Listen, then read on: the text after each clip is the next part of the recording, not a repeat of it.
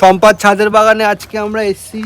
সম্পাদ ছাদের বাগানে আজকে আবার আমরা চলে এসেছি। আজকে সম্পা কি করবে? আজকে এই যে দেখো, সবাই ভাবে কি যে ছাদে বুঝি মানে কোনো সবজি লাগালে চাষ করলে হয় না। এই দেখো, এটা কিন্তু আমার টবের মধ্যেই লাগানো এই কুমড়ো গাছটা, যদিও একটা ফল দিয়েছে। এই দেখো, এই যে কুমড়ো, দেখেছো?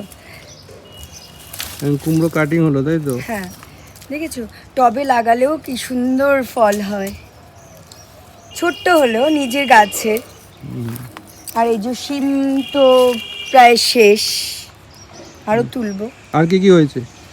আর ওই যে এই মূলোটা এখনো তুলিনি, এটা দেখো কত বড় হয়ে গেছে, দেখেছো কত বড় হয়ে গেছে। এটা আমি তুলবো, কিছুদিন পর তুলবো।